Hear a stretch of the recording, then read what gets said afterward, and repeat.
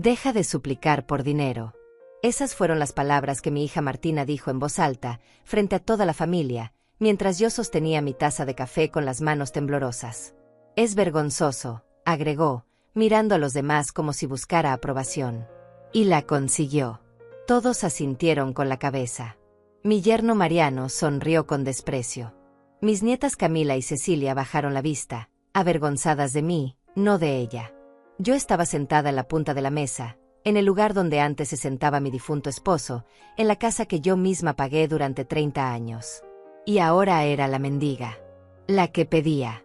La que molestaba. Sonreí. Fue una sonrisa pequeña, casi imperceptible. Pero sonreí. Entonces saqué mi teléfono del bolsillo de mi chaqueta gris, esa que tiene un botón flojo que nunca arreglé porque ya no importaba nada. Escribí un mensaje corto. Apenas 5 palabras. Cancelé todos los pagos automáticos. Lo envié a mi banco. Apreté el botón y dejé el teléfono sobre la mesa, boca abajo, con cuidado. Nadie notó nada. Seguían hablando, riendo, comiendo el pollo que yo había llevado porque Martina dijo que no tenía tiempo de cocinar. Nunca tenía tiempo para nada que tuviera que ver conmigo. El teléfono de Martina comenzó a sonar 30 segundos después. Ella lo ignoró la primera vez. La segunda vez frunció el ceño. La tercera vez lo tomó con irritación y salió de la sala. Yo seguí comiendo en silencio. Masticaba despacio. Sentía cada textura, cada sabor. Era como si después de 72 años finalmente estuviera probando la comida de verdad. Mi nombre es Aurea Correa. Tengo 72 años y acabo de recuperar mi vida en menos de un minuto. Pero para entender lo que pasó en esa mesa, en ese almuerzo que parecía tan normal, tienes que entender quién soy. O mejor dicho, quién fui. Porque la mujer que era antes de ese domingo ya no existe más. Ella murió en esa mesa. Y nació alguien nuevo. Vivo sola desde hace 7 años. Mi esposo murió de un infarto mientras regaba las plantas del jardín. Fue un sábado por la mañana. Yo estaba adentro preparando el desayuno. Escuché el ruido de la manguera golpeando el suelo. Corrí y lo encontré tirado entre las hortensias. Todavía tenía los ojos abiertos. Me miró. Intentó decir algo. No pudo. Se fue así, rápido, sin despedirse. Dejó un vacío tan grande que durante meses sentí que caminaba por la casa como un fantasma. Los muebles seguían en su lugar. Las fotos en la pared. Pero todo estaba muerto. Martina vino al funeral. Lloró. Abrazó a sus hijas. Le dijo a todo el mundo que yo era una mujer fuerte, que iba a estar bien. Después se fue. No volvió en 3 meses. Cuando regresó fue para pedirme dinero. Dijo que necesitaba ayuda con la matrícula de las niñas. Yo le di. Siempre le daba. Porque era mi hija. Porque pensé que eso era amor. Pensé que dar era lo mismo que ser amada. La casa donde vivo es pequeña. 2 habitaciones, una cocina estrecha, un baño con azulejos viejos que ya no brillan aunque los limpie cada día. Está en un barrio tranquilo donde todos se conocen. O se conocían. Ahora casi no salgo. Me duelen las rodillas. Me duele la espalda. Me duele el alma, pero eso no se dice. Las mujeres de mi edad no hablamos de esas cosas. Nos quejamos del clima, de los precios, de los vecinos. Pero del alma no. Del alma nunca. Todas las mañanas me levanto a las 6. Preparo café. Me siento en la ventana de la cocina y miro la calle vacía. A veces pasa el señor que vende pan. A veces una mujer con su perro. A veces nadie. Y yo sigo ahí, sosteniendo la taza caliente entre mis manos, sintiendo como el vapor me llega a la cara. Es el único momento del día en el que siento algo parecido a la paz. Después empieza la rutina. Barrer. Lavar. Cocinar para nadie. Esperar llamadas que no llegan. Martina me llama una vez por semana. Siempre los martes. Siempre a la misma hora. Siempre con el mismo tono de voz cansado, como si hablar conmigo fuera una obligación que cumple porque sí. Mamá, ¿cómo estás? Bien, hija. Necesito que me hagas un favor. Siempre necesita favores. Nunca pregunta cómo dormí. Nunca pregunta si me duele algo. Nunca pregunta si estoy sola. Porque sabe la respuesta. Y no le importa. Mis nietas Camila y Cecilia tienen 18 y 20 años. Son bonitas. Inteligentes. Estudian en una universidad cara. Tienen ropa de marca. Teléfonos nuevos cada año. Viajan. Publican fotos. Viven una vida que yo nunca tuve. Y está bien. Yo quiero que ellas tengan más. Pero a veces, cuando veo sus fotos en las redes sociales, me pregunto si saben quién pagó por todo eso. Si saben que su abuela vive con $200 al mes después de pagar sus cuentas. Si saben que dejé de comprar mi medicina para la presión porque el dinero no alcanzaba. Si saben algo. El almuerzo fue idea de Martina. Me llamó el viernes. Mamá, ven el domingo. Vamos a estar todos. Hace mucho que no nos reunimos. Su voz sonaba extraña. Demasiado alegre. Demasiado falsa. Pero yo acepté. Porque siempre acepto. Porque tengo miedo de que si digo que no, dejen de llamarme del todo. Y entonces, ¿qué me queda? Llegué temprano. Toqué el timbre. Nadie abrió. Toqué de nuevo. Escuché risas adentro. Finalmente Mariano abrió la puerta. No me saludó. Solo se hizo a un lado. Entré cargando una bolsa con el pollo que había cocinado desde las 5 de la mañana. Martina estaba en la sala con sus hermanas, las tías de las niñas, dos mujeres que siempre me miraron con lástima. Hola mamá, dijo Martina sin levantarse. Deja eso en la cocina. Me sentí pequeña. Invisible. Como si ocupara un espacio que no me correspondía. Fui a la cocina. Puse el pollo en la mesa. Volví a la sala. No había lugar para sentarme. Todos los sillones estaban ocupados. Me quedé de pie hasta que Cecilia se levantó y me dio su lugar. Gracias, le dije. Ella no respondió. Volvió a mirar su teléfono. La conversación giraba alrededor de cosas que yo no entendía. Viajes. Restaurantes. Marcas de ropa. Martina hablaba de un carro nuevo que quería comprar. Un carro alemán, dijo, de esos que tienen asientos de cuero. Mariano estuvo de acuerdo. Las niñas aplaudieron. Yo escuchaba en silencio. Pensaba en mi propio carro, ese que tiene 20 años y que casi no prende en las mañanas frías. Pensaba en cuántas veces le presté dinero a Martina. Cuántas veces dije que sí cuando debí decir no. Entonces ella lo dijo. Mamá siempre está pidiendo dinero. Lo dijo así. Sin contexto. Sin razón. Como si hubiera estado esperando el momento perfecto para humillarme. Todos se quedaron en silencio. Me miraron. Yo sentí como la sangre se me subía a la cara. Martina continuó. Es vergonzoso. Ya tiene su pensión. No entiendo por qué siempre necesita más. Deja de suplicar por dinero, mamá. En serio. Fue entonces cuando sonreí. Y saqué mi teléfono. Y escribí ese mensaje. Y todo cambió. Cuando Martina era pequeña, tenía miedo de la oscuridad. Todas las noches yo me sentaba al borde de su cama y le contaba historias hasta que se dormía. Historias de princesas valientes, de animales que hablaban, de mundos mágicos donde nunca pasaba nada malo. Ella me tomaba la mano y me pedía que no me fuera. Quédate mamá, decía con su voz de niña. Quédate hasta que me duerma. Y yo me quedaba. Siempre me quedaba. A veces me dormía ahí mismo, sentada en esa silla incómoda, con la espalda doblada, solo para que ella se sintiera segura. Mi esposo trabajaba en una fábrica de muebles. Salía a las 5 de la mañana y regresaba a las 7 de la noche. Llegaba cansado, con aserrín en el pelo, oliendo a barniz y sudor. Pero siempre me saludaba con un beso. Siempre preguntaba por Martina. Siempre cenaba lo que yo había preparado sin quejarse nunca. Era un buen hombre. No teníamos mucho dinero, pero teníamos suficiente. O eso pensaba yo. Ahora sé que suficiente es relativo. Suficiente para algunos nunca es suficiente para otros. Martina creció queriendo más. Más juguetes. Más ropa. Más atención. En la escuela veía a las otras niñas con sus mochilas de marca y sus zapatos importados. Llegaba a casa llorando. ¿Por qué yo no puedo tener eso, mamá? ¿Por qué somos pobres? Yo le explicaba que no éramos pobres. que teníamos un techo, comida, amor. Pero para ella eso no era suficiente.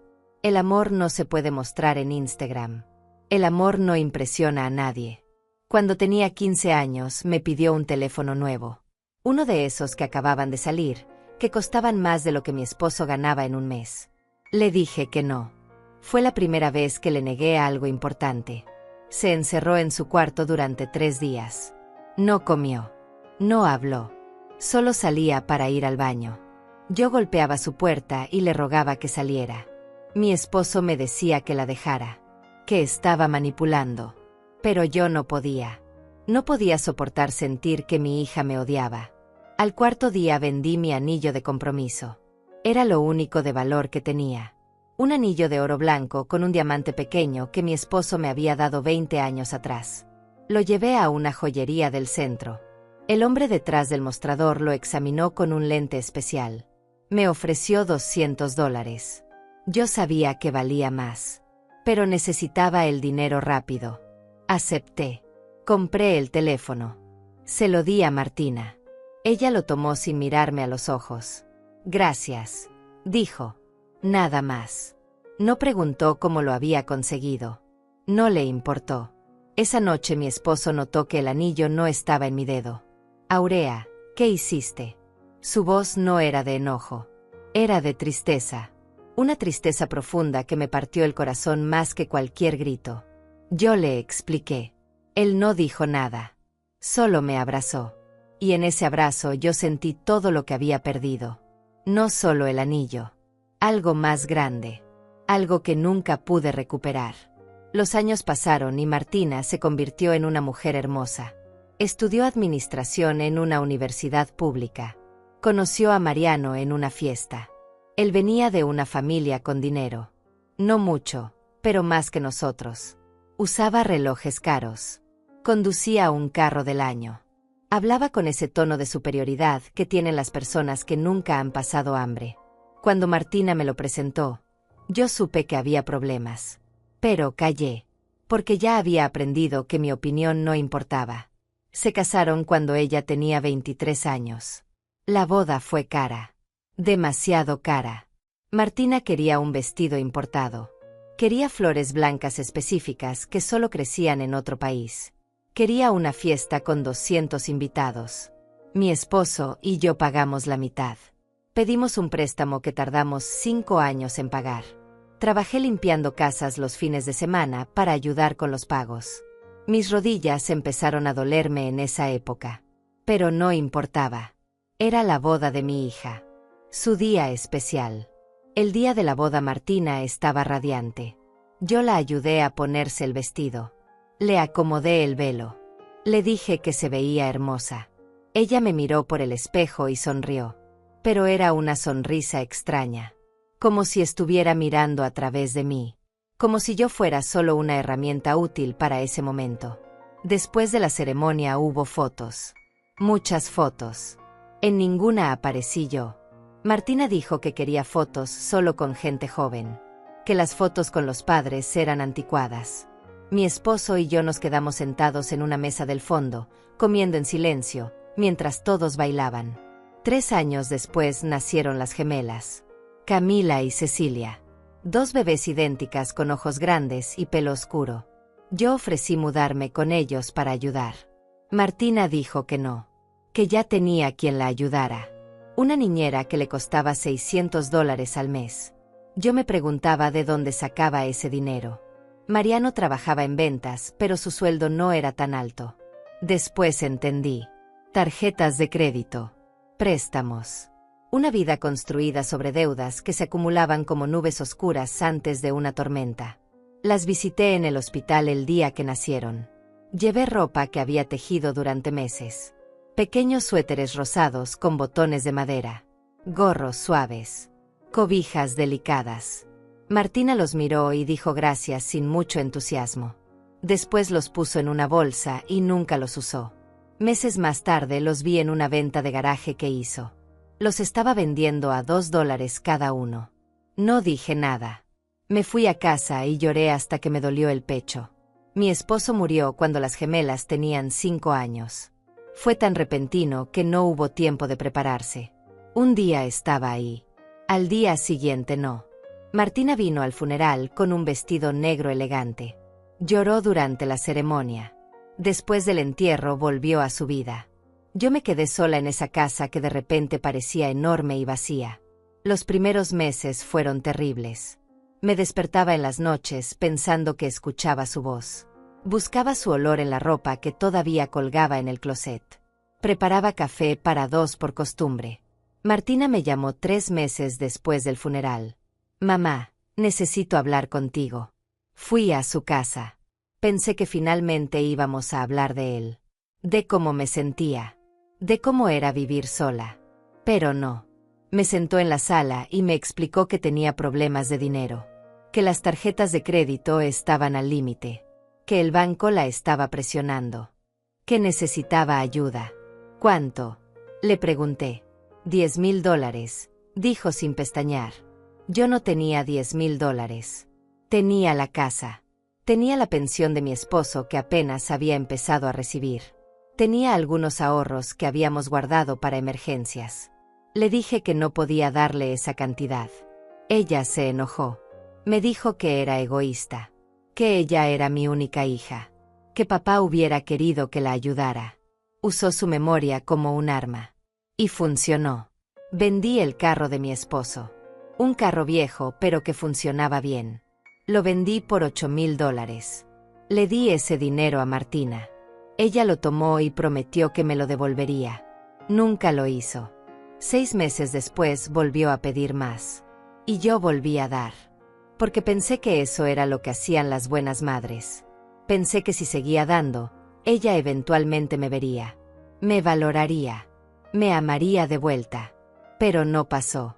Cada vez que le daba dinero, ella se alejaba más. Las llamadas se hicieron menos frecuentes. Las visitas casi desaparecieron. Las gemelas crecieron sin conocerme realmente. Para ellas, yo era solo una señora mayor que aparecía en Navidad con regalos baratos. No sabían que su ropa, su escuela, sus vacaciones, todo estaba pagado con mi silencio y mi sacrificio. El dolor de no ser vista es peor que el dolor físico. Las rodillas se pueden operar. La espalda se puede tratar. Pero el corazón roto de una madre que dio todo y no recibió nada a cambio no tiene cura. Solo tiene decisiones. Y yo estaba a punto de tomar una. La llamada del martes llegó puntual como siempre. Eran las 3 de la tarde. Yo estaba doblando ropa limpia en mi cuarto cuando el teléfono sonó. Martina. Su nombre apareció en la pantalla y sentí ese nudo familiar en el estómago. Esa mezcla de esperanza y miedo que siempre me provocaba. Esperanza de que esta vez fuera diferente. Miedo de saber que no lo sería. Mamá, necesito que hablemos. Su voz sonaba seria. Más seria que de costumbre. Claro, hija, dime. Voy a hacer un almuerzo familiar el domingo. Quiero que vengas. Van a estar las niñas, Mariano, algunas personas más. Hace mucho que no nos reunimos. El tono era extraño. Demasiado formal. Como si estuviera leyendo un guión. Pero yo no presté atención a esas señales. Solo escuché la palabra almuerzo y pensé que finalmente me estaba incluyendo. Por supuesto que voy, le dije. ¿Quieres que lleve algo? Hubo una pausa. Una pausa larga. Después ella respondió. No, mamá, no es necesario. Solo ven. A las 12. No llegues tarde. Y colgó. Ni siquiera se despidió. Yo me quedé con el teléfono en la mano, mirando la pantalla negra, sintiendo que algo no estaba bien. Pero me convencí a mí misma de que estaba imaginando cosas. Que era mi ansiedad. Que tenía que dejar de ser tan negativa. El miércoles fui al mercado. Compré pollo, papas, zanahorias, especias. Gasté $40 que no tenía. Dinero que necesitaba para mis medicinas. Pero pensé que valía la pena. Pensé que si llegaba con comida, Martina vería que yo todavía era útil. Que todavía podía aportar algo. Que merecía estar ahí. Mientras cocinaba el jueves por la noche, recordé algo que había pasado 2 meses atrás. Martina me había pedido que cuidara a las gemelas un fin de semana. Ella y Mariano iban a viajar. Un viaje de aniversario, dijo. Yo acepté emocionada. Hacía años que no pasaba tiempo real con mis nietas. Limpié la casa. Compré sus galletas favoritas. Preparé sus cuartos con sábanas limpias. El viernes por la noche llegó un mensaje. Mamá, cambio de planes. Ya conseguimos quien las cuide. Gracias de todos modos. Ni siquiera una disculpa. Ni una explicación. Solo la cancelación. Yo me había quedado sentada en la sala, mirando las galletas sobre la mesa, sintiendo como algo dentro de mí se quebraba un poco más. Pero no dije nada. Nunca decía nada. El sábado antes del almuerzo sonó el timbre. Era el cartero con una carta certificada. La abrí con manos temblorosas. Era del banco. Una notificación sobre una tarjeta de crédito. Pero no era mi tarjeta. Era una tarjeta que estaba a mi nombre, pero que yo nunca había solicitado. El balance era de $40,000. $40,000 en compras que yo no había hecho. En lugares donde yo nunca había estado. Tiendas de ropa de marca. Restaurantes caros. Salones de belleza. Una joyería. Llamé al banco inmediatamente. La mujer al otro lado de la línea revisó la cuenta. Señora Correa, esta tarjeta fue solicitada hace 8 años. Los pagos mínimos se han estado haciendo automáticamente desde su cuenta principal. Cada mes se debitan $300. Yo sentí que el piso se movía debajo de mis pies. $300. Cada mes. Durante 8 años. Casi $30,000 en pagos mínimos, mientras la deuda seguía creciendo por los intereses. Revisé mis estados de cuenta bancarios. Ahí estaba. Cada mes. Pago automático a una tarjeta que no sabía que existía. ¿Cómo era posible? ¿Quién había hecho esto? Y entonces lo supe. Solo una persona tenía acceso a mi información. Solo una persona conocía todos mis datos. Martina. Cuando mi esposo murió, ella me ayudó con los trámites del banco. Dijo que era para facilitarme las cosas. Que yo no entendía de esas cosas modernas. Yo confié. Le di todo. Mi número de seguro social. Mis claves. Todo. Me senté en el sofá y sostuve esa carta durante horas. La leí una y otra vez esperando que las palabras cambiaran. Que fuera un error. Pero no lo era. Mi hija me había robado. No de una vez. Sino lentamente. Mes tras mes. Año tras año. Mientras yo vivía con $200 al mes preguntándome por qué el dinero nunca alcanzaba. Mientras dejaba de comprar mis medicinas. Mientras comía arroz con huevo 4 días a la semana para ahorrar. Ella estaba gastando mi pensión en caprichos. Esa noche no dormí. Me quedé despierta mirando el techo, sintiendo una mezcla de rabia y tristeza que nunca había experimentado. Quería llamarla. Gritarle. Preguntarle cómo pudo hacerme esto. Pero algo me detuvo. Una voz pequeña dentro de mí que decía espera. Observa. No muestres tus cartas todavía. El domingo llegó frío y gris. Me levanté a las 5 de la mañana y terminé de cocinar el pollo. Lo sazoné como a ella le gustaba cuando era niña. Con ajo, comino, un toque de limón. Lo envolví en papel aluminio y lo puse en una bolsa térmica. Me duché. Me puse mi mejor ropa. Una blusa blanca que había comprado en una tienda de segunda mano. Un pantalón negro que tenía 15 años pero que todavía se veía decente. Zapatos cómodos porque mis pies ya no soportaban los tacones. Llegué a su casa a las 12 en punto. Era una casa grande en un vecindario nuevo. Con jardín. Con 2 carros en la entrada. Con esa apariencia de éxito que tanto le importaba a Martina. Toqué el timbre. Escuché voces adentro. Risas. Pasos. Pero nadie abría. Volví a tocar. Finalmente la puerta se abrió.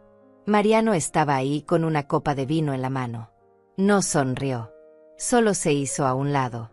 Entré cargando mi bolsa. El olor a comida ya llenaba la casa. Alguien más había cocinado. Por supuesto. Mi comida no era necesaria. Nunca lo fue.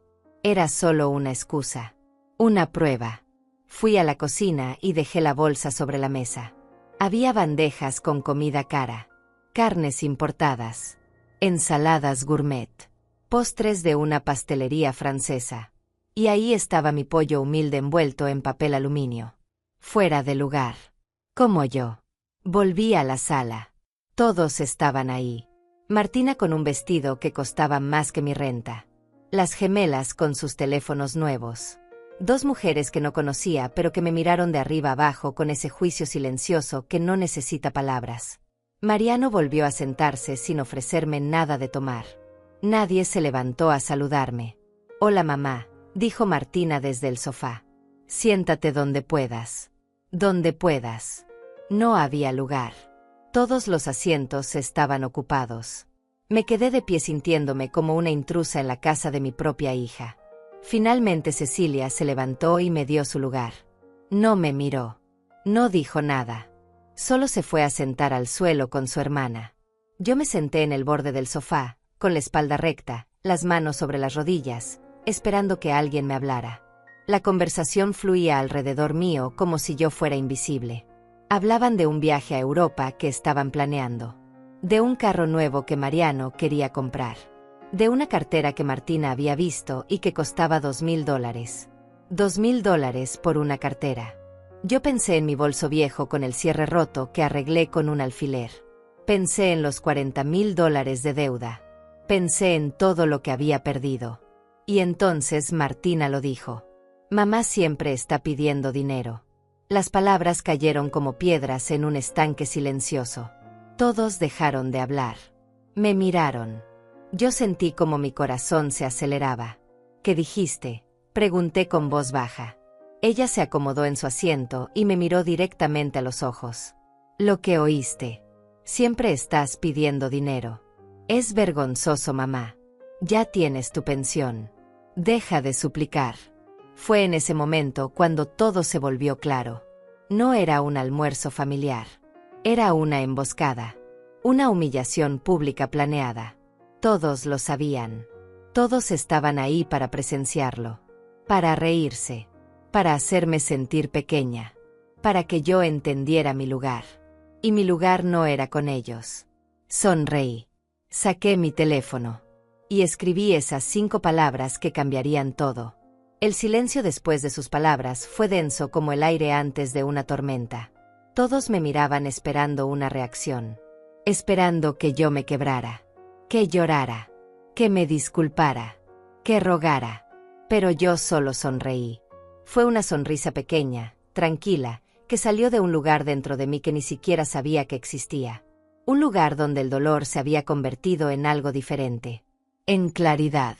Saqué mi teléfono del bolsillo de mi chaqueta con movimientos lentos y deliberados. Mis dedos temblaban ligeramente, pero no por miedo. Era otra cosa. Era el temblor que viene antes de saltar. Antes de volar. Antes de dejarse caer sabiendo que ya no hay nada que perder. Abrí la aplicación del banco. Busqué la sección de pagos automáticos. Y ahí estaba. El pago mensual de $300 a la tarjeta de crédito terminada en 4723. La tarjeta de Martina. La tarjeta que ella había abierto a mi nombre. La deuda que yo había estado pagando durante 8 años sin saberlo. Escribí el mensaje. Cancelé todos los pagos automáticos asociados a tarjetas de crédito. Mis dedos se movieron con una seguridad que me sorprendió. Presioné enviar. Vi la confirmación en la pantalla. Operación exitosa. Sus pagos automáticos han sido cancelados. Dejé el teléfono sobre la mesa de centro con cuidado. Boca abajo.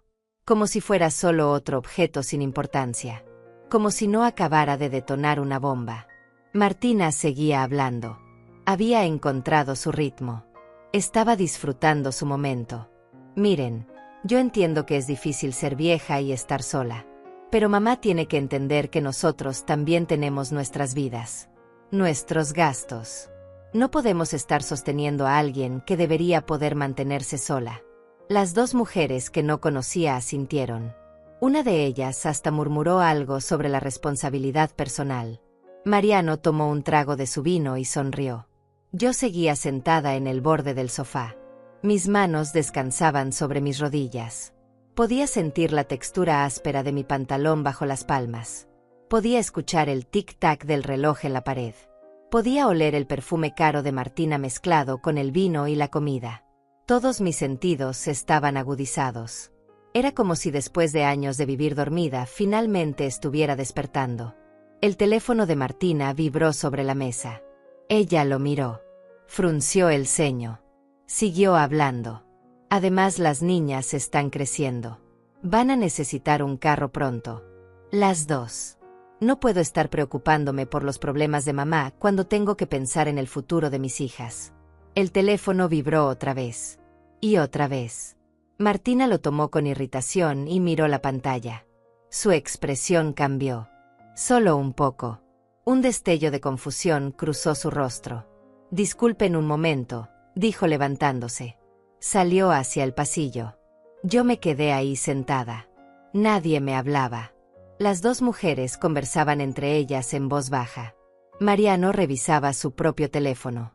Las gemelas seguían en el suelo mirando sus pantallas. Era como si yo no existiera. Y tal vez era verdad. Tal vez nunca había existido realmente para ellos. Solo era una fuente de recursos. Un banco con piernas y corazón. Y ahora ese banco había cerrado. Podía escuchar a Martina en el pasillo hablando por teléfono. Su voz había perdido esa seguridad. Sonaba tensa. Confundida. ¿Cómo es posible? No, yo hice el pago el mes pasado. Debe ser un error del sistema. Revise de nuevo, por favor. Una pausa. ¿Qué quiere decir cancelado? Yo no cancelé nada. Otra pausa más larga. Pero eso es imposible. Tiene que haber un error. Necesito hablar con un supervisor. Ahora. Mariano levantó la vista. ¿Qué pasa?, preguntó en dirección al pasillo. Martina no respondió. Seguía en el teléfono.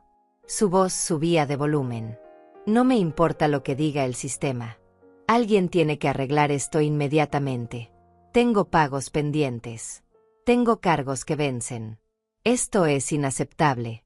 La desesperación empezaba a filtrarse entre sus palabras. Era un sonido que yo conocía bien. El sonido del pánico cuando el piso desaparece bajo tus pies. Regresó a la sala con el teléfono todavía en la mano. Su rostro había perdido color. Mamá, dijo mirándome directamente. Hiciste algo con los pagos.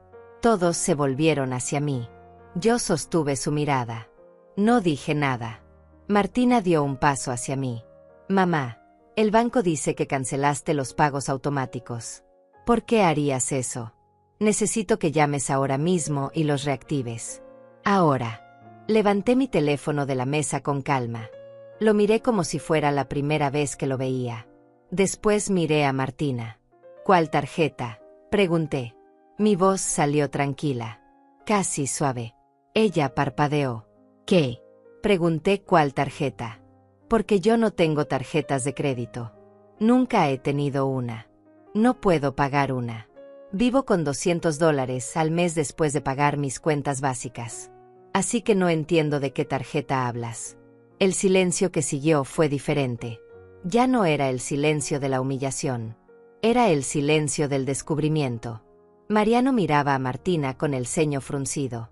Las dos mujeres se habían callado completamente. Hasta las gemelas levantaron la vista de sus teléfonos. Martina abrió la boca. La cerró. La abrió de nuevo. Mamá, sabes perfectamente de qué hablo. La tarjeta. La que me ayudaste a conseguir hace años. Tú aceptaste ser la titular. Yo negué con la cabeza lentamente. No acepté nada. Tú abriste una tarjeta a mi nombre sin mi permiso. Has estado usando mi información. Mi crédito. Mi pensión. Durante 8 años. Y yo acabo de descubrirlo hace 2 días. Saqué la carta del banco de mi bolso. La había doblado y guardado en el fondo. La desdoblé y la sostuve en alto. $40,000. Esa es la deuda que tú creaste a mi nombre. $30,000 en pagos que yo he hecho sin saberlo. Mientras tú vivías en esta casa grande. Mientras comprabas carteras de $2,000. Mientras planeabas viajes a Europa. Martina se quedó paralizada. Su boca se abrió pero no salió ningún sonido. Mariano se levantó del sofá. ¿Qué diablos está diciendo? Martina lo miró. Su rostro pasó del blanco al rojo. Mamá está confundida. Ella sabe lo de la tarjeta. Siempre lo supo. Ella ofreció ayudarme. Yo reí. No fue una risa feliz. Fue el tipo de risa que sale cuando el dolor es tan grande que solo puede salir así. Ofrecí ayudarte. ¿Con qué dinero? Con los $200 que me quedan cada mes después de que tú me robas 300. Con la pensión que apenas alcanza para comer. Con las medicinas que dejo de comprar para que tus pagos no reboten. Las dos mujeres se levantaron incómodas. Creo que deberíamos irnos, dijo una. Esto parece algo privado. Martina las ignoró. Estaba mirándome con una intensidad que nunca había visto. Mamá, no puedes hacer esto. Si cancelas los pagos me van a embargar. Van a quitarme todo. La casa. Los carros. Van a arruinar mi crédito. No puedes hacerme esto. Después de todo lo que he hecho por ti. Me levanté lentamente del sofá. Mis rodillas protestaron, pero no me importó. Me paré frente a mi hija y la miré a los ojos. Todo lo que has hecho por mí. Dime, Martina, ¿qué has hecho por mí? Has robado mi identidad. Has robado mi dinero. Me has humillado. Me has ignorado. Me has tratado como si fuera un estorbo. Pero tienes razón en algo. Yo te di todo. Mi juventud. Mis sueños. Mi salud. Mi dignidad. Y ahora voy a darte una última cosa. Voy a darte la oportunidad de enfrentar las consecuencias de tus acciones. Tomé mi bolso. Caminé hacia la puerta. Martina me siguió. Mamá, por favor. Podemos arreglar esto. Podemos hablar. No te vayas así. Su voz había cambiado completamente. Ya no era la mujer segura que me había humillado minutos antes. Era una niña asustada. Pero yo ya no era la madre que se quedaba solo porque su hija tenía miedo de la oscuridad. Abrí la puerta. El aire frío de afuera me golpeó la cara. Olía a lluvia. Martina, dije sin voltearme. Arregla tu propio desastre. Yo ya arreglé el mío. Y salí. Caminé las 4 cuadras hasta la parada del autobús con las piernas temblando. No por debilidad, sino por adrenalina. Por primera vez en años me sentía viva. Cada paso sobre el pavimento húmedo sonaba como una declaración. Estoy aquí. Existo. Importo. El aire frío llenaba mis pulmones y con cada respiración sentía como algo dentro de mí se expandía. Algo que había estado encogido durante demasiado tiempo. Me senté en la banca de metal de la parada. Estaba fría. Podía sentir el frío atravesando mi pantalón. A mi lado había una mujer joven con un bebé dormido en sus brazos. Me sonrió con esa sonrisa cansada que solo las madres entienden. Yo le devolví la sonrisa.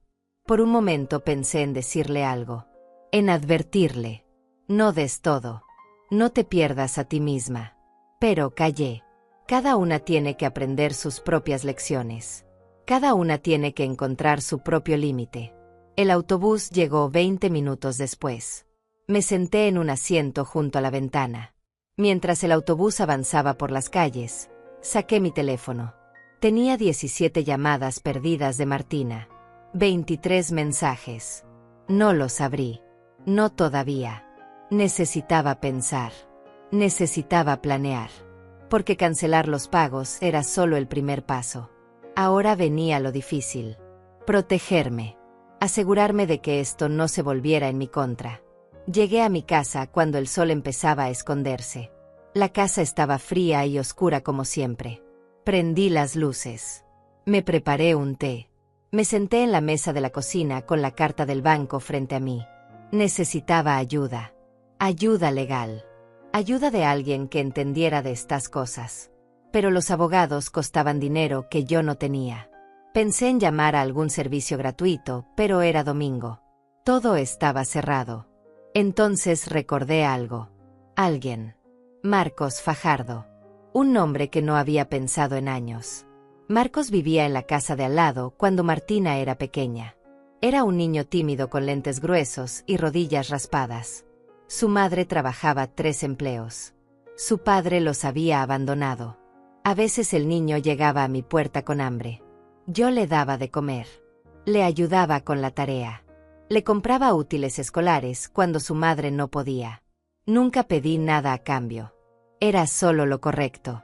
Marcos se había ido del barrio cuando tenía 18. Consiguió una beca para la universidad. Estudió Derecho. Yo fui a su graduación. Su madre lloró de orgullo.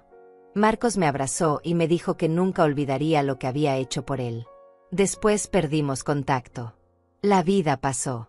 Pero yo guardaba una foto de su graduación en un cajón. En el reverso él había escrito su número de teléfono. Si alguna vez necesitas algo, Doña Aurea. Lo que sea.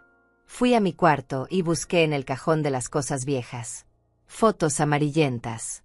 Cartas. Recuerdos de una vida que parecía tan lejana. Encontré la foto. Marcos con su toga y birrete. Sonriendo con esa sonrisa que le iluminaba toda la cara. Di vuelta la foto. El número seguía ahí escrito con tinta negra. Probablemente ya no funcionaba. Probablemente él ya no se acordaba de mí. Pero tenía que intentar. Marqué el número con dedos temblorosos. Sonó una vez. 2 veces. 3 veces. Estaba a punto de colgar cuando alguien contestó. Hola. Era una voz de hombre. Más grave de lo que recordaba, pero reconocible. Marcos. Pregunté. Sí, ¿quién habla? Hubo un silencio largo. Doña Aurea. Su voz cambió completamente. Dios mío. Doña Aurea. ¿Cómo está? ¿Dónde está? Está bien. Las palabras salieron de mí como un río que se desborda. Le conté todo. La tarjeta de crédito. Los pagos automáticos. La deuda de $40,000. La humillación del almuerzo. Cómo había cancelado los pagos. Cómo tenía miedo de que Martina encontrara la manera de seguir usando mi información. Cómo no sabía qué hacer. Hablé y hablé hasta que ya no me quedaron palabras. Marcos escuchó en silencio. Cuando terminé, él respiró profundo.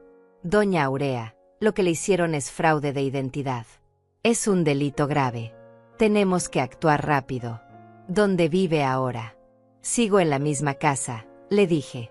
Voy para allá, respondió. Voy a llevar algunos documentos. Necesito que busque todo lo que tenga. Estados de cuenta. La carta del banco.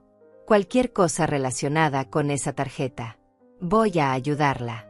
Se lo debo. No me debes nada, le dije.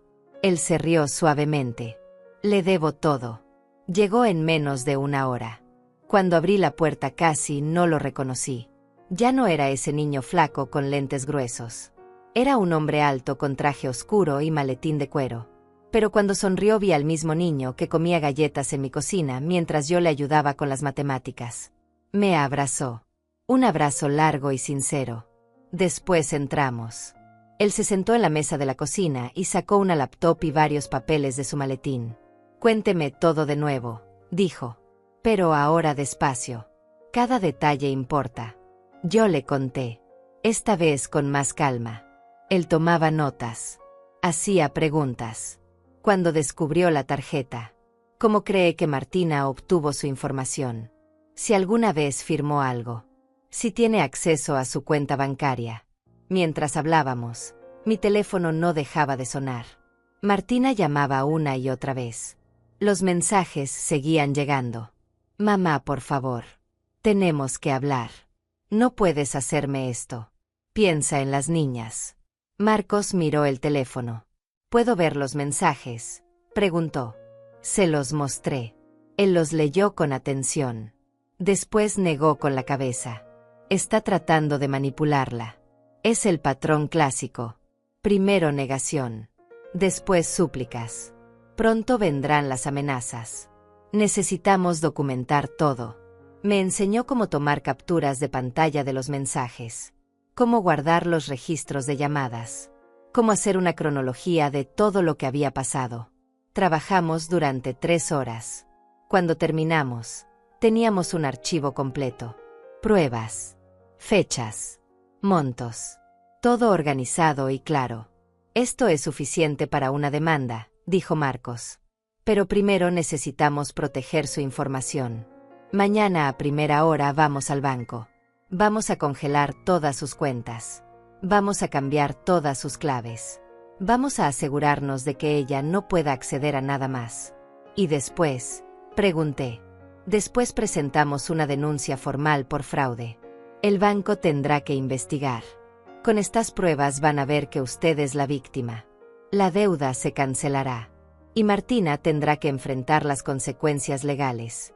Pero tengo que advertirle, doña Aurea. Esto va a ser difícil. Ella es su hija. La van a presionar para que retire la denuncia. Van a usar a sus nietas. Van a decirle que está destruyendo a la familia. Tiene que estar preparada. Miré mis manos. Manos viejas con venas marcadas y piel manchada. Manos que habían trabajado toda una vida. Que habían cocinado miles de comidas. Que habían limpiado. Que habían cosido. Que habían dado. Siempre dado. Estoy cansada de dar, dije. Estoy cansada de ser la que siempre cede. La que siempre perdona. La que siempre se sacrifica. Por primera vez en mi vida voy a elegirme a mí. Aunque duela. Aunque me llamen egoísta. Aunque me quede sola. Voy a elegirme. Marcos sonrió. Esa es la doña Aurea que yo recuerdo. La mujer fuerte que me enseñó que la bondad no es debilidad. Pero también que la bondad no significa dejarse pisotear. Se quedó un rato más. Me explicó cada paso del proceso legal. Me dio su número personal. Me dijo que podía llamarlo a cualquier hora del día o la noche. Me hizo prometerle que no hablaría con Martina sin un testigo presente. Que no firmaría nada. Que no haría ningún acuerdo sin consultarlo primero. Cuando se fue, la casa quedó en silencio. Pero era un silencio diferente. No era el silencio de la soledad. Era el silencio de la calma antes de la batalla. Me preparé otra taza de té. Me senté junto a la ventana. Afuera la calle estaba vacía. Las luces de las casas vecinas se iban apagando una por una. Miré mi teléfono. Ahora había 32 mensajes. No los leí. Los borré todos. Bloqueé el número de Martina. Bloqueé el número de Mariano. Esta conversación había terminado. Ahora hablarían los abogados. Hablarían los bancos. Hablaría la justicia. Esa noche dormí mejor de lo que había dormido en años. Soñé con mi esposo. Estábamos jóvenes otra vez. Bailábamos en la sala de nuestra primera casa. Él me susurraba al oído. Estoy orgulloso de ti. Siempre supe que eras más fuerte de lo que pensabas. Me desperté con lágrimas en las mejillas. Pero eran lágrimas buenas. Lágrimas de liberación. El sol entraba por la ventana. Era lunes. El primer día del resto de mi vida. El lunes amaneció claro y frío. Me levanté a las 5 como siempre, pero esta vez no fue por costumbre. Fue porque no podía seguir en la cama. Había demasiado que hacer. Demasiado que arreglar. Demasiados años de silencio que finalmente iban a hablar. Me duché con agua caliente hasta que el espejo se empañó. Me vestí con cuidado. Pantalón negro. Blusa blanca. El mismo abrigo de siempre. Pero me sentía diferente. Como si la ropa fuera un uniforme de guerra. Marcos llegó a las 7 en punto. Tocó la puerta y yo ya estaba lista con todos los documentos en una carpeta que había encontrado en el closet. Una carpeta vieja de cuando mi esposo guardaba papeles importantes. Ahora guardaba mi libertad. Subimos a su carro. Era un carro modesto pero limpio. Olía a café y a cuero. No hablamos mucho durante el camino. Él conducía con seguridad. Yo miraba por la ventana viendo pasar el mundo que de repente parecía más brillante. Llegamos al banco a las 8:30. Había poca gente. Una mujer joven nos atendió detrás de un escritorio con una placa que decía asesora financiera. Marcos explicó la situación con voz clara y profesional. Mi clienta ha sido víctima de fraude de identidad. Necesitamos congelar todas sus cuentas inmediatamente. Cambiar todas las contraseñas. Y revisar cualquier actividad sospechosa en los últimos 10 años.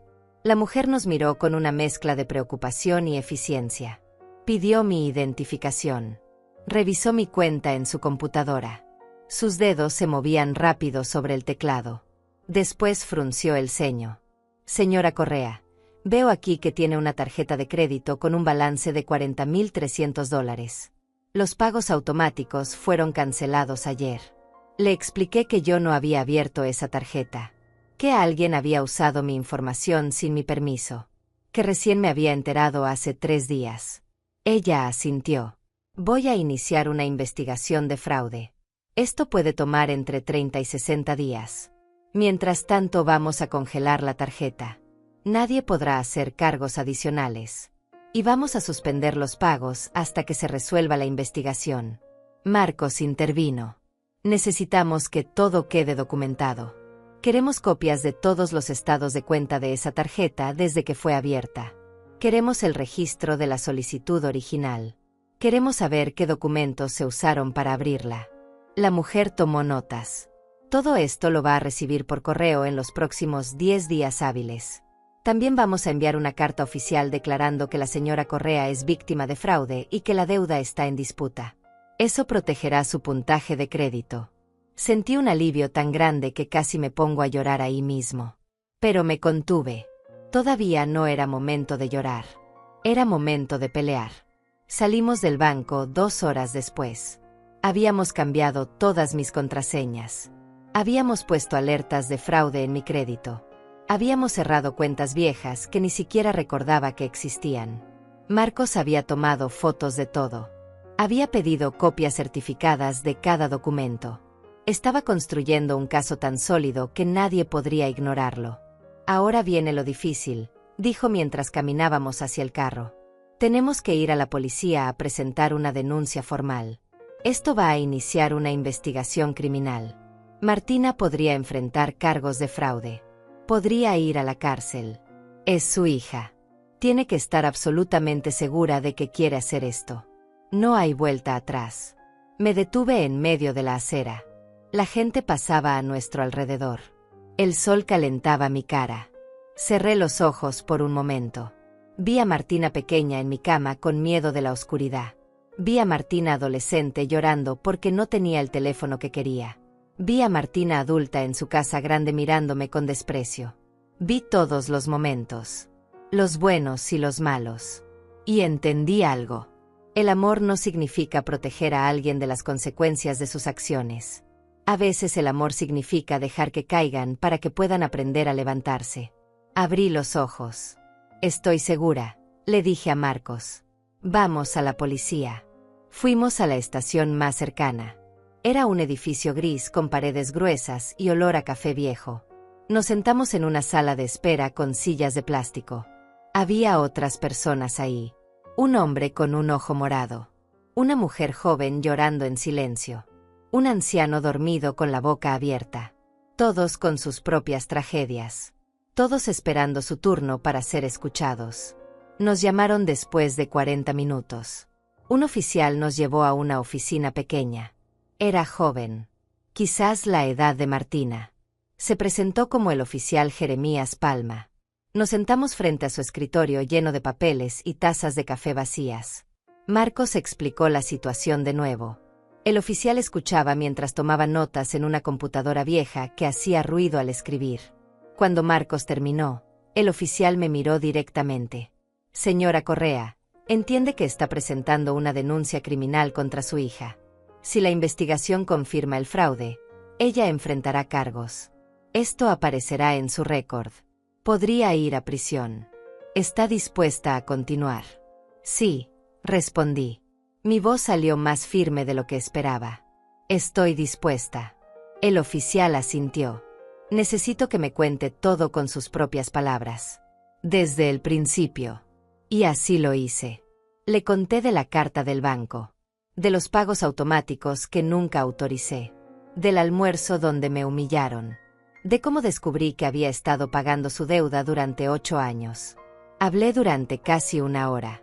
El oficial escribía todo. Hacía preguntas. Pedía fechas específicas. Nombres. Cantidades.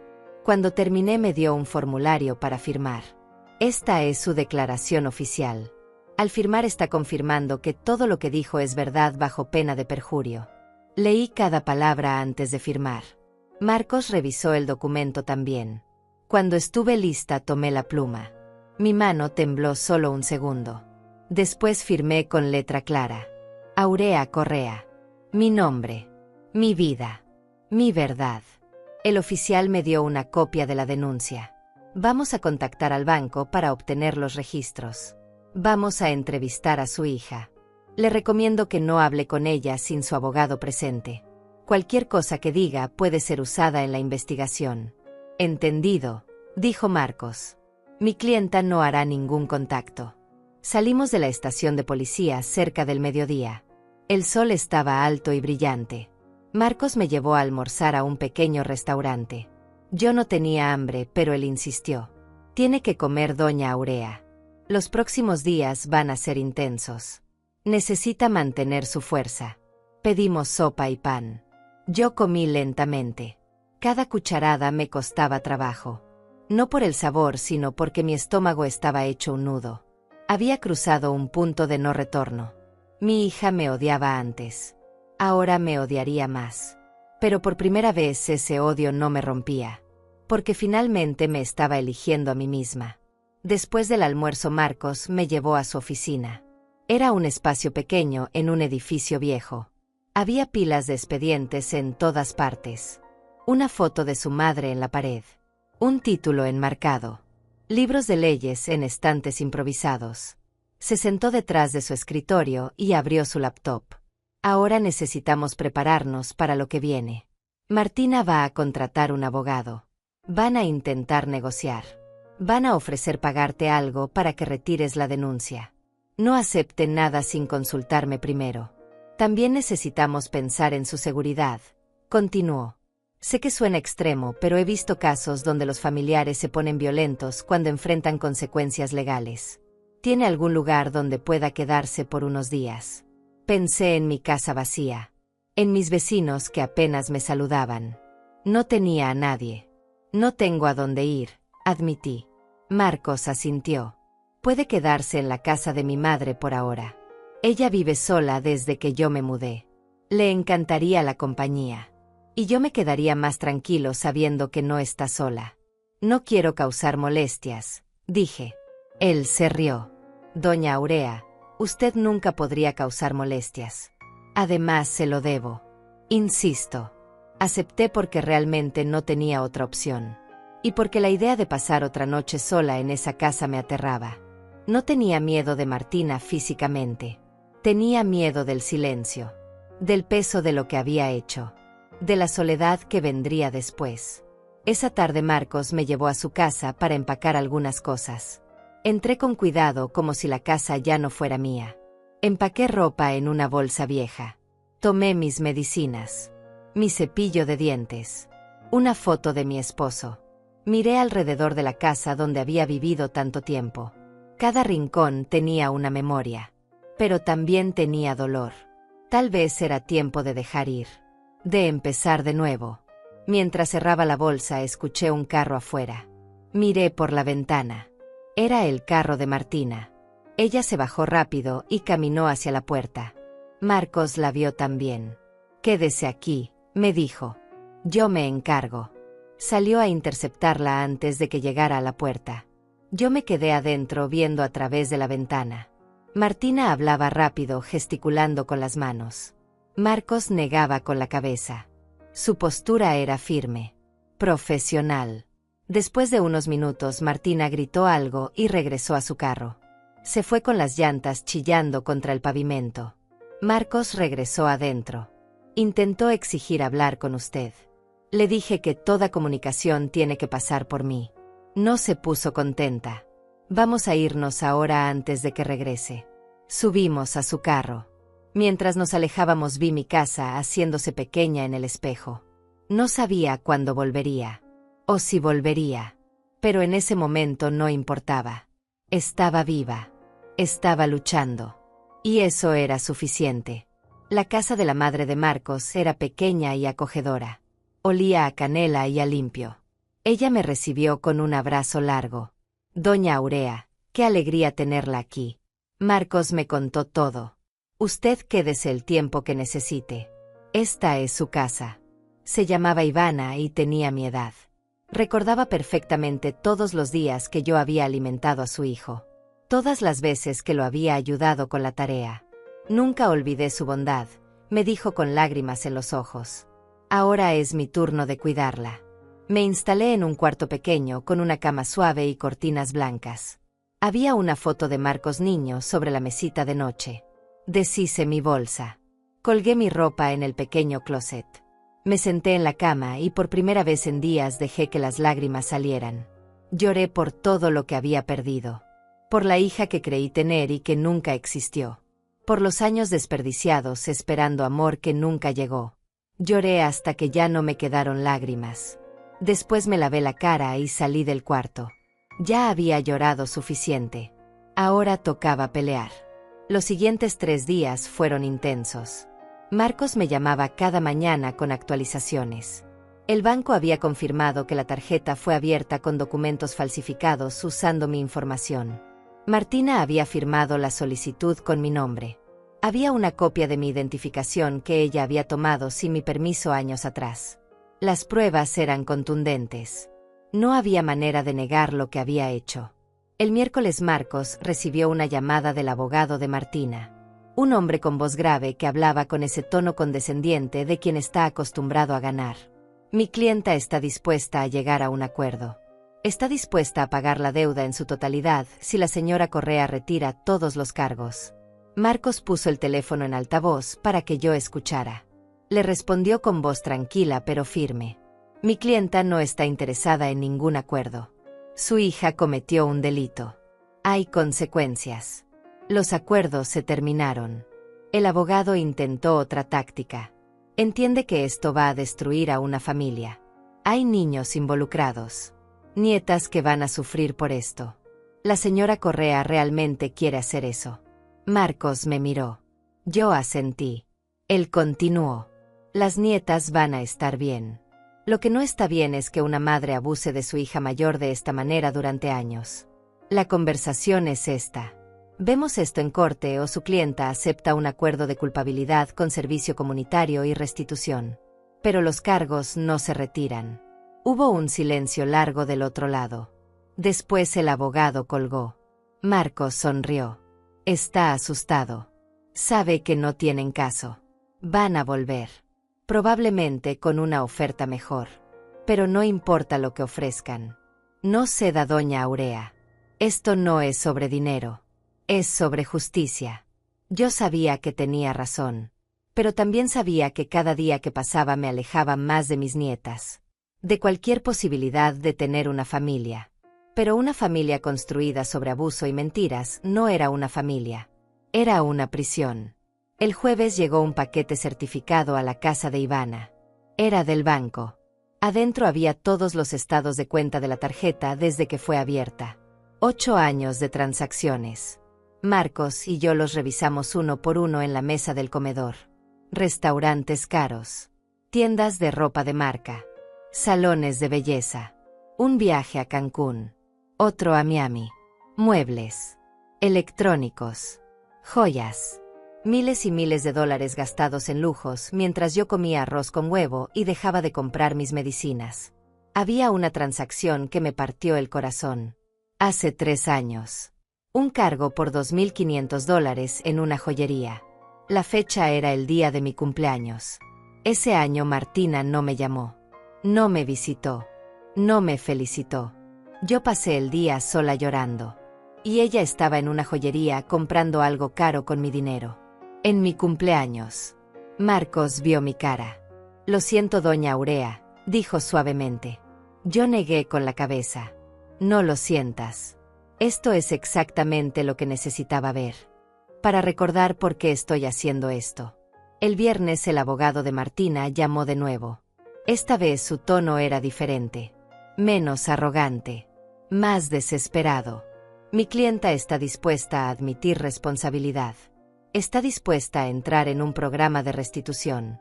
A pagar todo lo que debe en cuotas. Pero necesita que la señora Correa retire la denuncia penal. Un récord criminal va a arruinar su vida. No va a poder conseguir trabajo. Va a perder su casa. Sus hijas van a sufrir. Marcos me miró.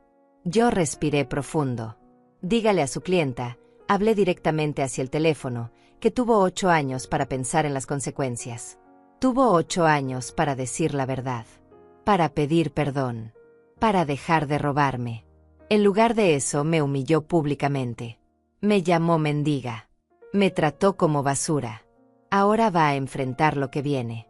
Y mis nietas van a aprender una lección importante. Que las acciones tienen consecuencias. Que el dinero fácil siempre tiene un precio. Que la familia no es una excusa para el abuso.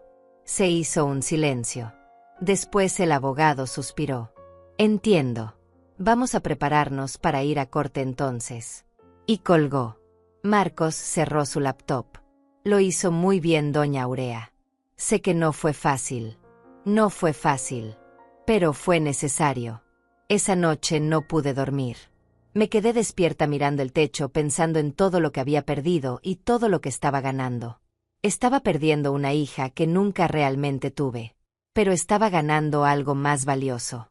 Me estaba ganando a mí misma. El sábado por la mañana Ivana me preparó un desayuno grande.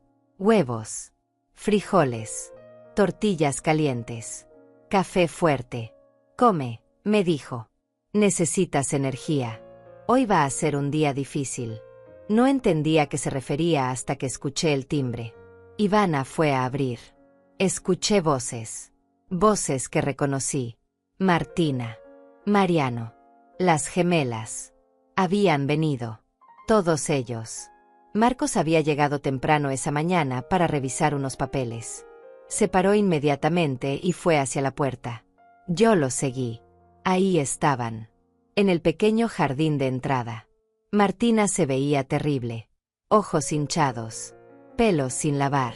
Ropa arrugada. Las gemelas estaban detrás de ella. Camila lloraba. Cecilia miraba al suelo. Mariano parecía furioso. Tenía la mandíbula apretada y los puños cerrados. Mamá, por favor, gritó Martina cuando me vio. Por favor, necesito hablar contigo. Marcos se interpuso. Ya le dije que toda comunicación tiene que pasar por mí. Están violando la orden de no contacto. Necesitan irse ahora o llamo a la policía. No hay ninguna orden, gritó Mariano. Esto es un asunto familiar. No necesitamos abogados. Necesitamos sentido común. Marcos sacó su teléfono. Hay una orden desde el miércoles. Fue procesada por el juez después de que ustedes fueron a la casa de la señora Correa y la intimidaron. Tienen prohibido acercarse a menos de 100 metros. Están violando esa orden ahora mismo. Tengo 10 segundos antes de llamar a la policía. 10, 9, 8. Abuela, por favor, gritó Camila. Mi mamá cometió un error. Pero te necesita. Nosotras te necesitamos. No dejes que la metan a la cárcel. Por favor. Su voz se quebró. Cecilia también comenzó a llorar. Yo sentí como si me estuvieran arrancando el corazón del pecho. Quería correr hacia ellas. Abrazarlas. Decirles que todo iba a estar bien. Pero me quedé donde estaba. Porque no todo iba a estar bien. No todavía. No así. Marcos seguía contando. 7, 6, 5. Martina dio un paso adelante. Mamá, hice cosas horribles. Lo sé. Fui egoísta. Fui cruel. Pero soy tu hija. Tu única hija. No puedes hacer esto. Soy tu sangre. Por favor. Te lo ruego. Su voz era pura desesperación. Pero yo recordé el almuerzo. Recordé cómo me había mirado. Cómo había disfrutado humillándome. Y algo dentro de mí se endureció. No, dije. Mi voz salió clara y firme. No voy a retirar nada. Durante 72 años puse a todos antes que a mí. A tu padre. A ti. A tus hijas. Me olvidé de mí misma completamente. Me convertí en sombra. En banco. En sirvienta. Y nunca fue suficiente. Nunca fui suficiente. Pero ya no más. Por primera vez en mi vida me estoy eligiendo. Y si eso significa perderte, entonces que así sea. Porque ya te había perdido hace mucho tiempo. Martina se quedó paralizada. Mariano explotó. Esto es ridículo.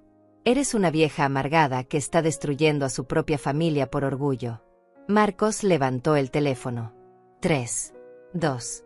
Mariano tomó a Martina del brazo. Vámonos. Esto es pérdida de tiempo. Ella siempre fue una egoísta. Ahora lo está demostrando. Empezó a jalarla hacia el carro. Las gemelas lo siguieron llorando. Antes de subirse al carro, Martina se volteó una última vez.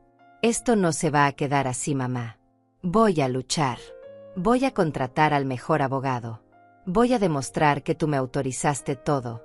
Que estás senil. Que no sabes lo que haces. Y cuando termine vas a terminar en un asilo. Sola. Como te mereces. Se subió al carro y se fueron con un chirrido de llantas. Me quedé ahí parada viéndolos irse.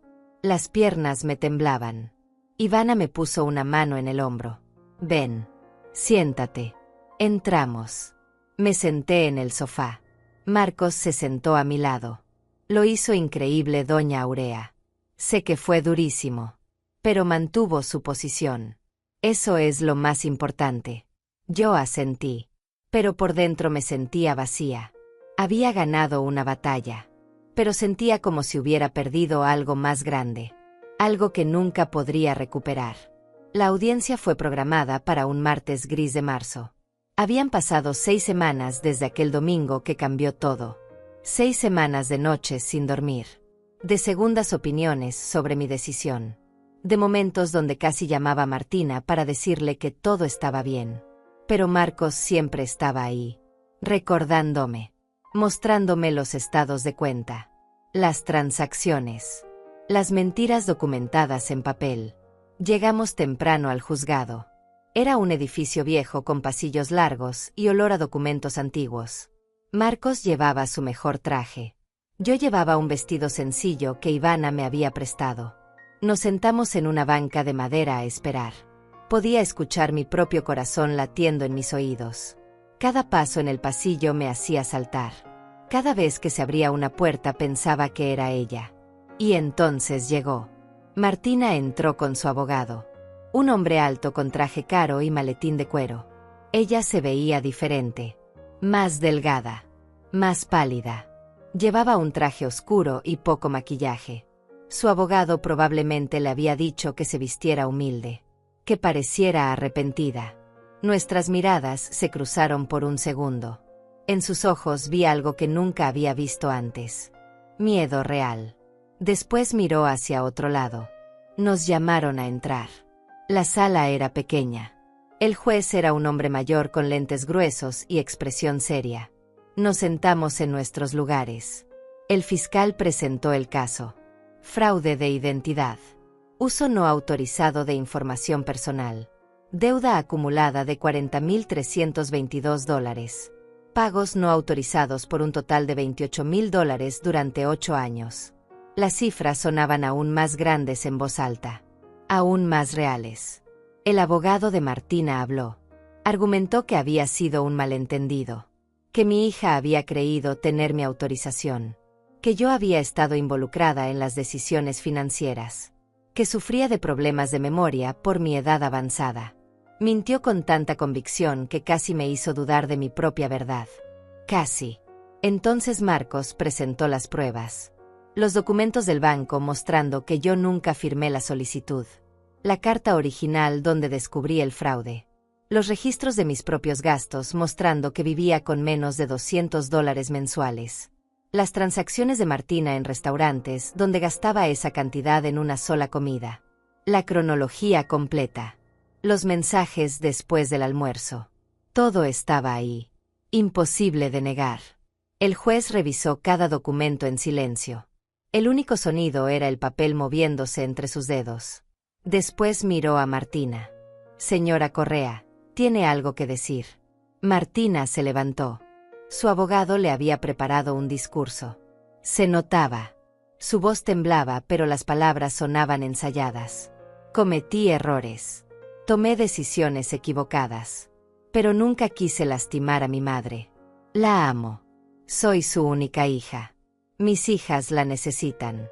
Por favor, su señoría, denme la oportunidad de arreglar esto. El juez la escuchó sin expresión. Después se dirigió a mí. Señora Correa, la mayor. Usted es la víctima aquí. Tiene algo que decir antes de que tome mi decisión. Marcos me había preparado para este momento. Pero todas las palabras que habíamos practicado desaparecieron de mi mente. Me levanté despacio. Mis rodillas protestaron. Miré a mi hija. Durante 72 años, aprendí que el amor se demuestra con sacrificio. Di todo lo que tenía. Mi tiempo, mi dinero, mi salud, mi dignidad. Pensé que eso era amor. Pero me equivoqué. El amor verdadero no es permitir que alguien te destruya. No es ser cómplice de tu propio maltrato. Mi hija no necesita mi perdón ahora. Necesita enfrentar las consecuencias de sus acciones. Porque solo así aprenderá. Y solo así mis nietas aprenderán que en la vida no se puede construir felicidad sobre el dolor ajeno. Me senté.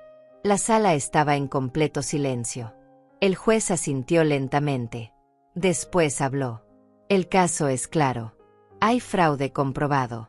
Señora Martina Correa, la encuentro culpable de fraude de identidad y uso no autorizado de instrumentos financieros. La sentencio a 2 años de libertad condicional. 500 horas de servicio comunitario. Y deberá pagar restitución completa de $68,322 a la víctima. Esto incluye el monto de la deuda más los pagos que su madre hizo sin autorización. El pago debe comenzar dentro de 30 días. Martina se desplomó en su silla. Su abogado puso una mano en su hombro. El juez continuó. Además queda registrado en su récord criminal.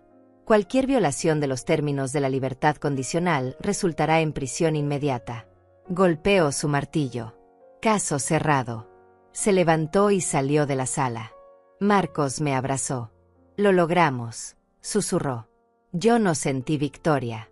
Solo sentí un cansancio profundo. Un peso que finalmente podía soltar. Salimos de la sala. En el pasillo Mariano esperaba. Cuando nos vio su cara se torció de rabia. Espero que estés feliz, gritó. Destruiste a tu propia hija. Destruiste a tu familia. Las niñas nunca te van a perdonar. Yo tampoco. Eres una vieja amargada y cruel. Marcos dio un paso hacia él. Pero yo lo detuve. Dejé que Mariano gritara. Dejé que sacara todo su veneno. Cuando terminó lo miré directamente a los ojos. Dile a mis nietas, dije con voz calmada, que cuando estén listas para conocer la verdad, yo estaré aquí. Diles que su abuela no las abandonó. Que su abuela se eligió. Y que espero que ellas aprendan a hacer lo mismo.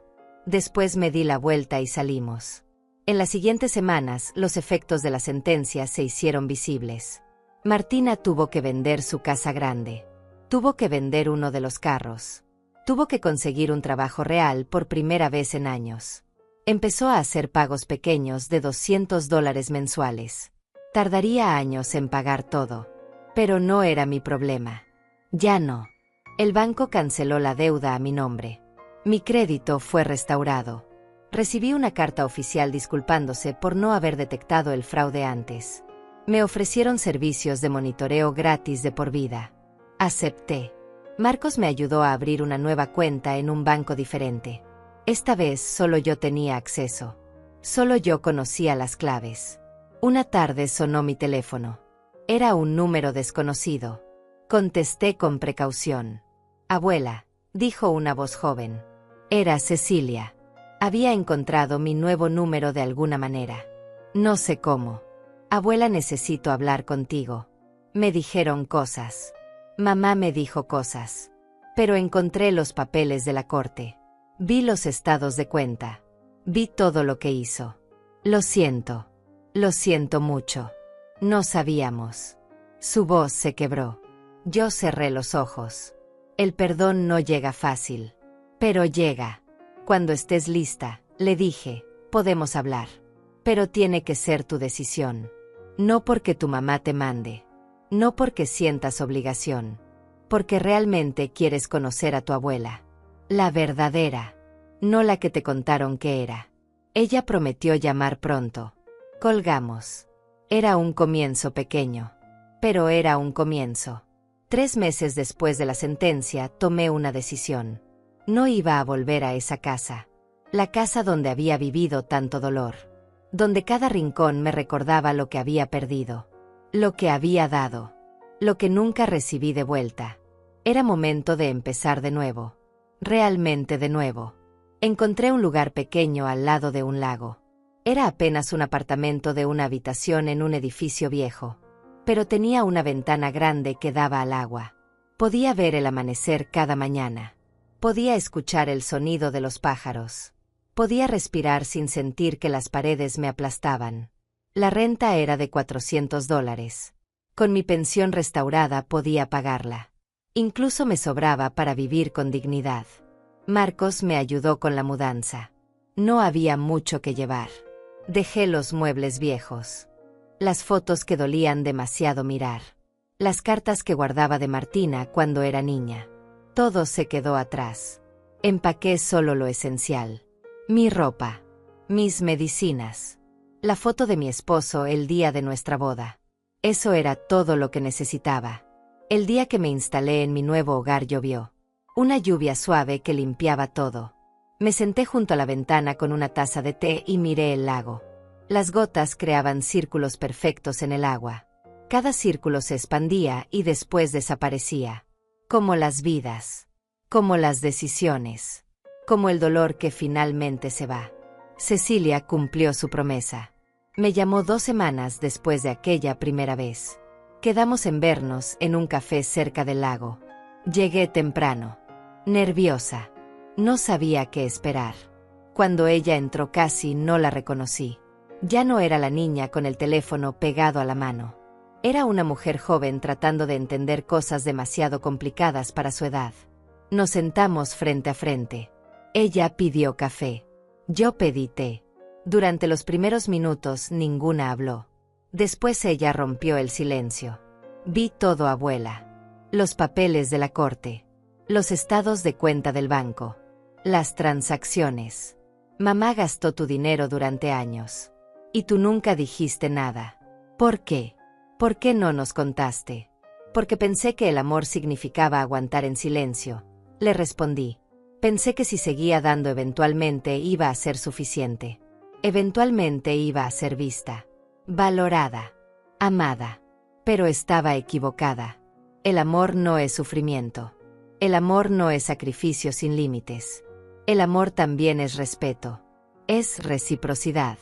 Es elegirse a uno mismo cuando nadie más lo hace. Ella lloró. Yo también. Nos tomamos las manos sobre la mesa. No solucionamos todo en esa conversación. El daño era demasiado profundo. Pero era un comienzo. Un puente pequeño sobre un abismo enorme. Quedamos en vernos de nuevo. En construir algo nuevo. Algo honesto.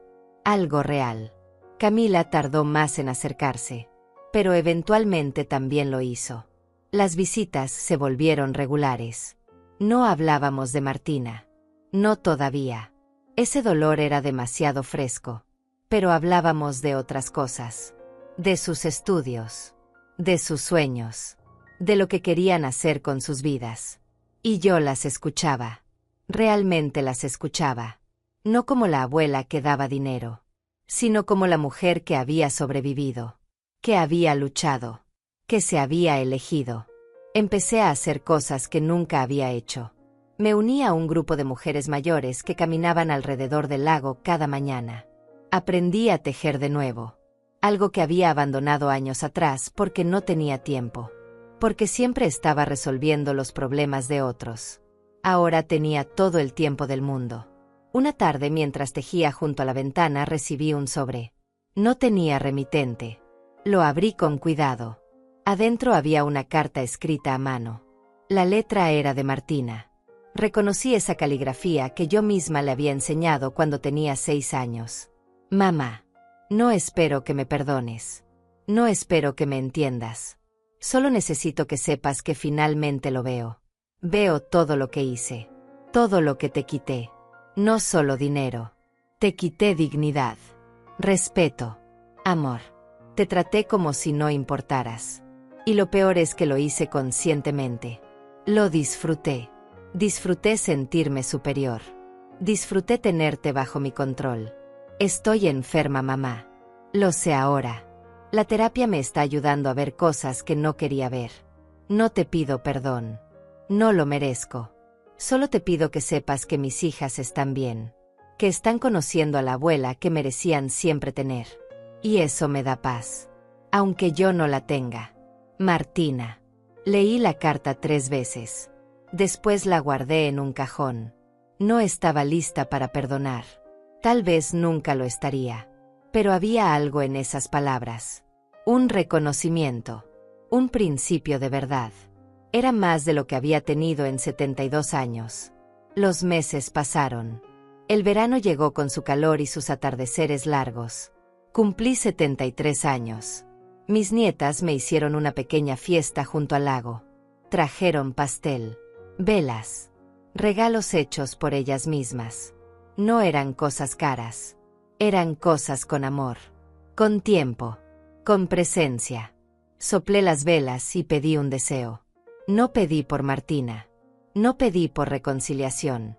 Pedí por mí. Por más días como estos. Por más amaneceres junto al agua. Por más paz. Una mañana, mientras caminaba alrededor del lago, vi mi reflejo en el agua. Una mujer mayor con pelo blanco y arrugas profundas. Pero también vi algo más. Vi fuerza. Vi dignidad. Vi a alguien que había sobrevivido. Que había luchado. Que se había negado a desaparecer. Recordé a la mujer que era hace un año. Sentada en aquel almuerzo siendo humillada. Sintiéndose pequeña. Invisible. Esa mujer ya no existía. Había muerto en esa mesa. Y en su lugar nació alguien nuevo. Alguien que sabía su valor. Que no negociaba su dignidad. Que entendía que el amor propio no es egoísmo. Es supervivencia. Ahora vivo con tranquilidad. Con menos dinero del que tenía cuando pagaba deudas ajenas, pero con más riqueza de la que jamás tuve. Riqueza de tiempo.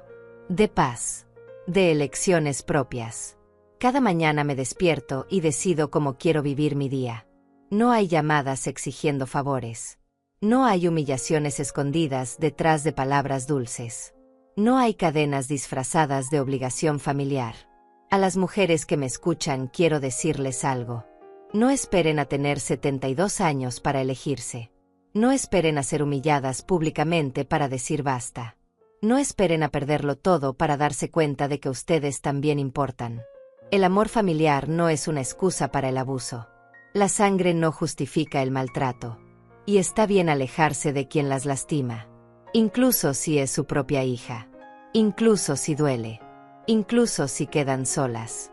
Porque estar sola en paz es mejor que estar acompañada en guerra. Porque la familia verdadera no es la que comparte tu sangre. Es la que respeta tu vida. La que valora tu existencia. La que te ve. La que te elige así como tú las eliges. Yo elegí tarde. Pero elegí. Y esa elección me salvó la vida. Si mi historia les llegó al corazón, si sintieron algo mientras la escuchaban, les pido que dejen un comentario. Que compartan con alguien que necesite escuchar esto. Que le den like. Porque cada like me dice que no estoy sola. Que mi historia importa. Que mi dolor tuvo propósito. Y que tal vez, solo tal vez, alguien más encontrará el valor para elegirse antes de que sea demasiado tarde. Gracias por escucharme. Gracias por verme. Gracias por estar aquí.